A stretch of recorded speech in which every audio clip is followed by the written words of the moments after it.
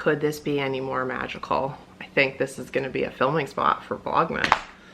Do I look shiny or just like glowy? How many times a day do we ask ourselves that question? Am I shiny or am I glowy? Okay.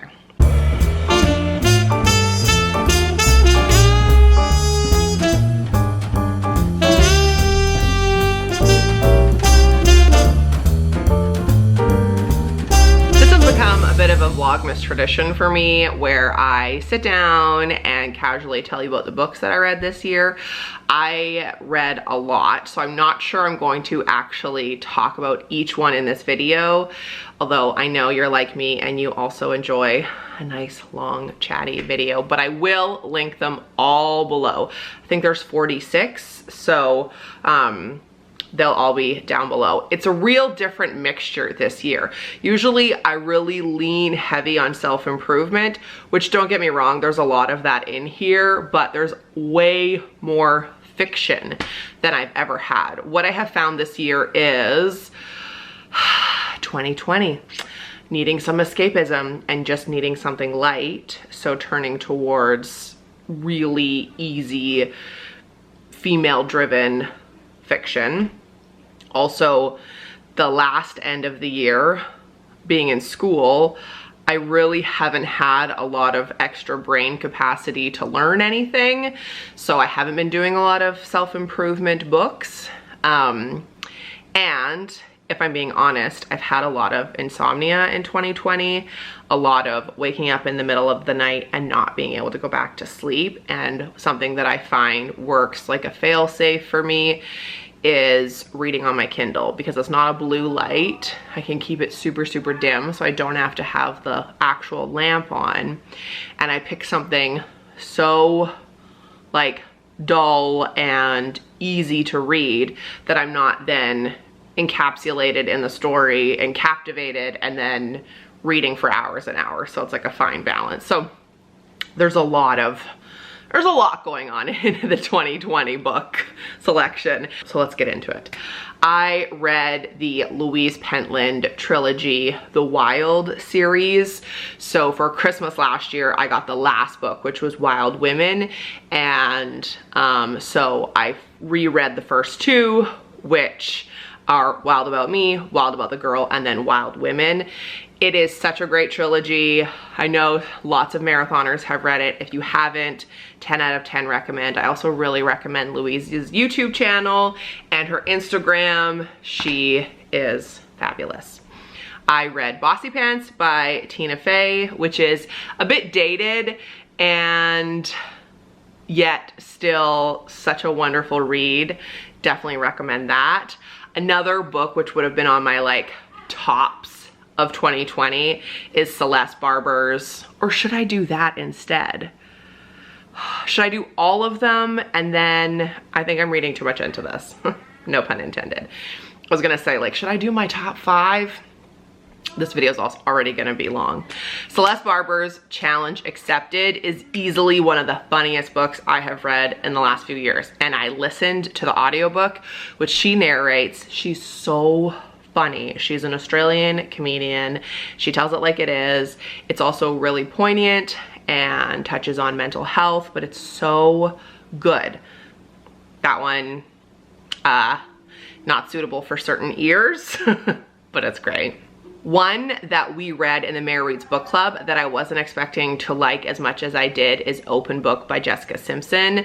It is, you know, there's some parts of it that were kind of like lagging, but for the most part, as like a child of the 90s and 2000s and someone who loves pop culture and music, I really enjoyed all of her behind the scenes about the Mickey Mouse Club and being married to Nick Lachey and realizing that they really started like a lot of the reality TV trend. It was good. It was good. An easy listen. One that isn't light at all. It's called A Moment of Lift by Melinda Gates. Again, 10 out of 10 recommend. It was really interesting to learn about her work in third world countries with women and more about the Gates Foundation, which I didn't really know anything about. It was very inspirational. I liked it. Then I got into some that were more just like fiction. I read The Cactus, which was okay. That was in Reese Witherspoon's book club. And Grown Ups, which I loved. That one's by Marian Keyes, and that was a fun piece of fiction. The Husband's Secret is one by Leanne Moriarty, which I love all of the books that I've read by her. She wrote Big Little Lies. She also wrote 9 Perfect Strangers, which, did I read this year or was that last year? I can't remember, but that's also a really good one by her. A lot more chick lit, which I'll just list below. I reread The 5-Second Rule by Mel Robbins, which has turned into something that I probably listen to once every year or every other year. She is just like no holds barred, tell it like it is. She's an incredibly successful entrepreneur and speaker, but she also has been through her fair share of career pivots and bankruptcy and marriage problems, and I really like the 5-second rule and what it stands for and use it probably on a day-to-day basis without realizing it. That's a good one. Alicia Keys' memoir called More Myself was a good one. I'd recommend. If you listen to it, she sings in the audiobook, which is a really fun treat. You Can Heal Your Life by Louise Hay. Louise Hay. I hadn't ever read, but so many people had suggested it to me, and it was quite fascinating. It is a lot of connecting your physicality with your mental state and how much your brain and your mind affect like illness and injury and pain, and it was really interesting. It's old, but it definitely you know, there's some stuff that I'm like, I don't know if I really believe that, but there, you know, you kind of like pick and choose with any self-improvement book, and that one, it's kind of like an oldie but a goldie, I think you could call it. This is such a pop culture nerd in me, but I'll be there for you, is The History of Friends. Not planned. Loved it. If you love Friends, ask Santa for that book. It was really cool. If you have ever done like Beachbody or the 21 Day Fix or like Hip Hop Abs, you'll be familiar with Shaun T. He is like a personal trainer who does videos that are sold by MLMs, and which is like the Beachbody company. And I read T is for Transformation. He has had such an interesting journey and life, and while I don't, you know, do the workouts or subscribe to any of the programs or anything, I do follow him on Instagram, and I do find him to be a light, and that book was great. One thing I should say is if I'm not enjoying a book, I stop reading it. I discovered the Libby app this year, which maybe I should have said at the beginning, and that has been a game changer for me. So if you're in BC, I'm sure every province has this, and like wherever you are, but the library has an app where you can borrow audiobooks and digital books. So once I decided to go back to school, I canceled my Audible. It was like, we're no longer buying books. We're a student. And it's great because I can just listen to, I've exclusively done audiobooks. So what I'll do is like download an audiobook, start listening. If I don't like it, a few chapters in, I just return it. I don't feel this like need to subject myself to something terrible if I'm not enjoying it for hours on end. So most of these books, I'm gonna say, I enjoyed. In May, the Mare Reads Book Club read A New Earth together, and we did it in a way that we'd never done before. We were all home, we read it week by week together, and I loved that experience. Eckhart Tolle's A New Earth, one of my favorites of the year, but it is a tough read. It's heavy, it's a lot of new concepts, I just started listening to it again on the Libby app, and he reads it, so it's tough, but it is transformational. His concepts are so helpful to everyday life. His concept of the ego, his concept of like what's important in life is 10 out of 10 incredible.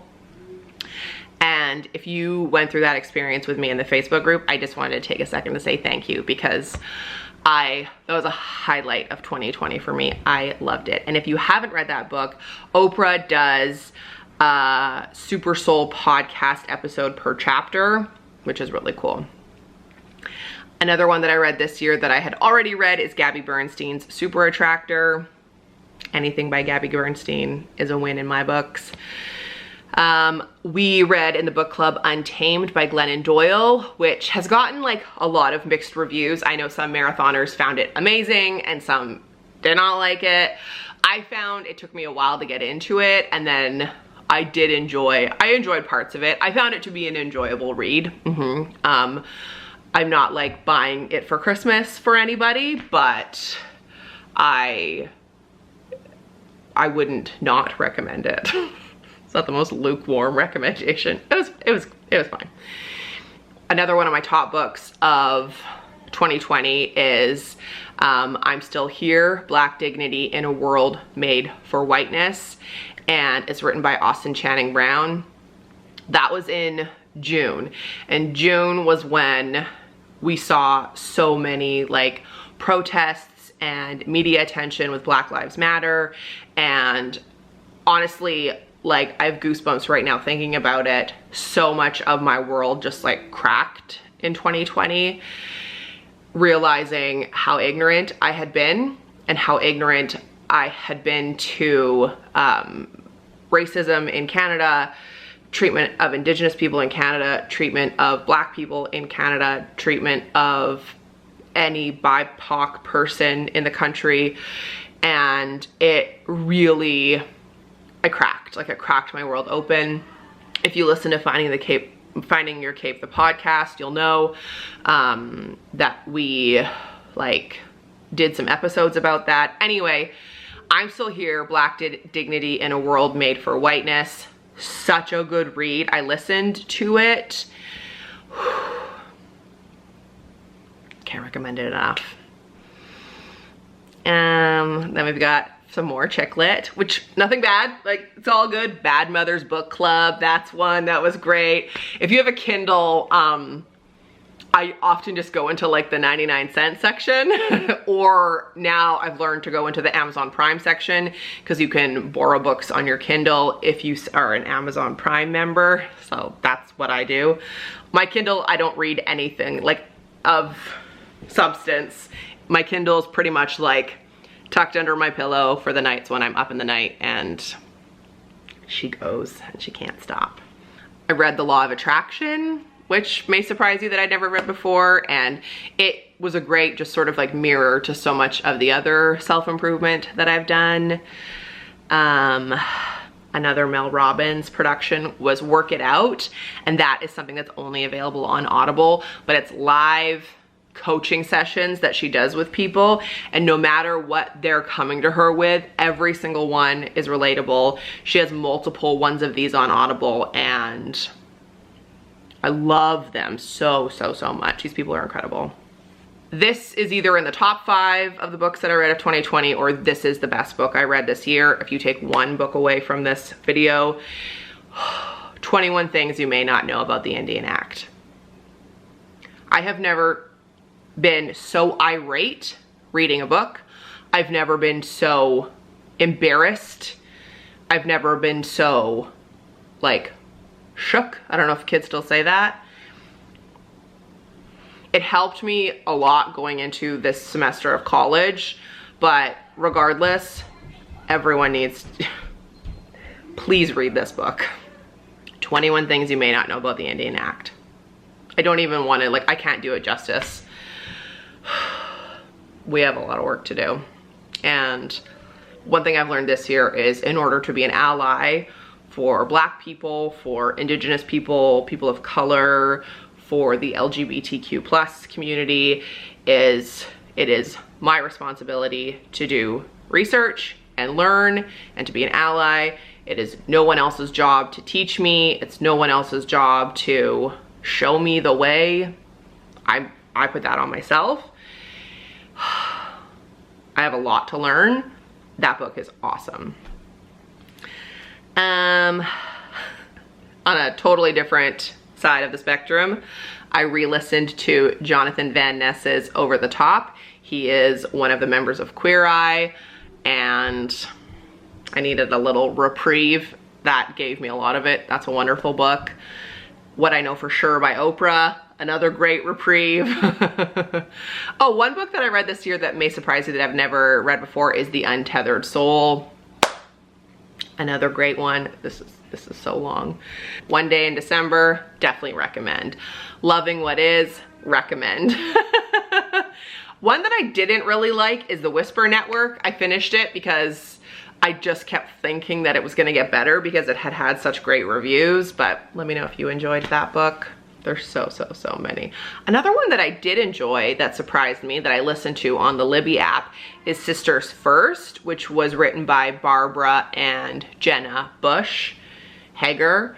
And it's like their memoir, and it was really interesting just to learn like what it's like to be in such a family, what it's like to be the daughters of a president and the granddaughters of a president. Okay, another one that I loved that I just finished is Crazy Rich Asians. I read the book and then I immediately watched the movie, which is on Netflix, and if you haven't, it was great. I know I've said 10 out of 10 recommend a lot in this, but it's good. The Proposal was wonderful. And the last two that I have rounded out this year reading are May Cause Miracles by Gabby Bernstein. That is a 40-day plan, I think, 40 days, which my girlfriends and I have done together. So it's very short chapters, like 1 to 2 pages a day, and it gives you exercises and like meditations to do every single day. Riley, if you're watching this, thank you for giving me that book. I'm finally doing it.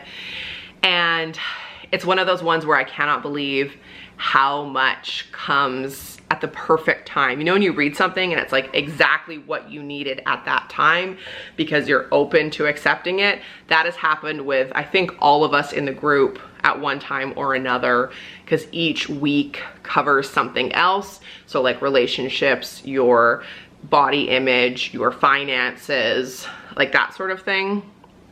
It's great and it's fun to do with some friends. And then the last one that I just finished is called The Body Is Not an Apology, and it's great. It's a bit like, I listened to it and it felt like she like shouted it a lot because she's obviously very passionate about it, but I had a lot of body self-image discovery in 2020, and this book was helpful. It also was a great companion to like my gender, women's studies, sexuality class that I took this semester. And just as I learned more about being a woman and the world. So I know there was like a lot in this video, but I also know that a lot of you love to read like I do, and I hope that you enjoyed this. Like I said, I will link all the books down below. Let me know what you read this year. Let me know what I should read next year. I can't believe I read 46 books in 2020, considering I kind of also want to include all the textbooks and like English books and things I had to read for school, which I know doesn't count. But anyway, let me know what you read this year. What was your favorite book? If you've read any of these. And we took a break in the Married's book club starting in September because my podcast turned into a book club. Basically, every week on the podcast, we review 2 chapters of Finding Your Cape. If you're interested, you can listen to my podcast wherever you listen to podcasts. And every week I had a different marathoner on to discuss 2 chapters, and they got a chance to ask me questions, which was such a rewarding experience. So maybe we'll do the book club again in 2021. What would you like to read together? Let me know. Okay, that's it for today's episode of Vlogmas. How festive was this? I mean, loving it. Okay, I'm sure you heard Thomas like running around. I'm gonna go check, see what he's up to, and I will see you in the next one.